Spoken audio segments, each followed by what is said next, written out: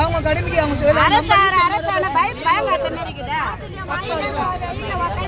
வெயில்ல காலையில 13 நாளா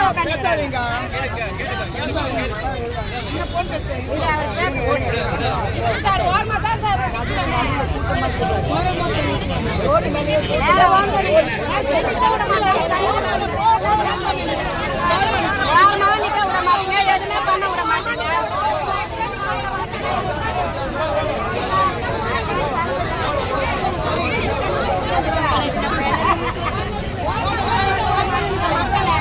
அங்கதான் தட்டி விட்டீங்க, அப்படியே நிக்க விட மாட்டீங்க, இப்படியே நிக்க விட மாட்டீங்க.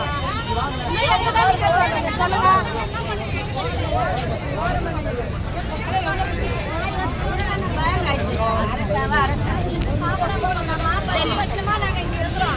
போராட்டம் வந்து சென்னை மாநகர ஊழல் தமிழ்நாடு சார்பாக எங்களை வந்து கலந்து சொன்னாரு.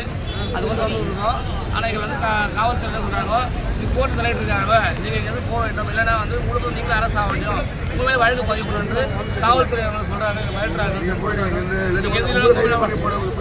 இப்போதைக்கு நீங்கள் இருக்கலாம் சொல்லி எங்களை மிரட்டுறாங்க காவல்துறை. இது எப்படி இது அவங்களுக்கு உண்மை அவங்களுக்கு தீர்வு கிடைக்கணும். இன்னும் தீர்வு கிடைக்காம அவங்க பணியை வந்து தொடர்ந்தால் நாங்கள் போகிறோம். அவங்க வாழ்வாதாரம் எல்லாம் இழந்து விட்டு 13 நாட்களாக தொழிலை விட்டு அவங்க கஷ்டப்பட்டு ஒரே இடத்துல இருக்கிறார்கள். இதற்கெல்லாம் வந்து தமிழக அரசு இதெல்லாம் கண்டிக்காம இவங்களை வந்து வேலை வாய்ப்பு கொடுக்காம இவங்களை வந்து இங்கிருந்து அகற்ற வேண்டும் என்று இப்போ மட்டும் கோர்ட்டு தீர்ப்பு கொடுத்துருக்குதான். கோர்ட்டு வந்து இந்த தீர்ப்பு தான் நல்ல தீர்ப்பாயிடு.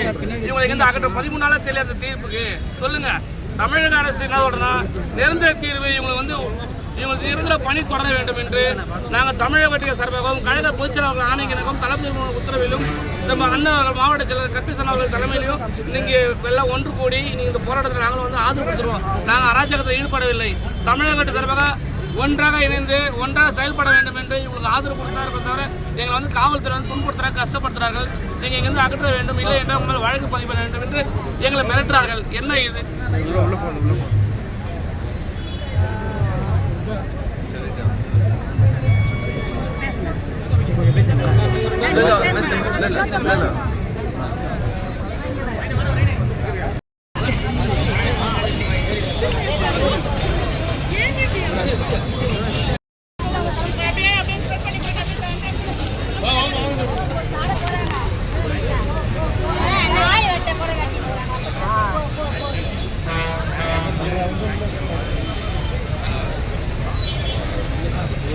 கவர்மெண்ட்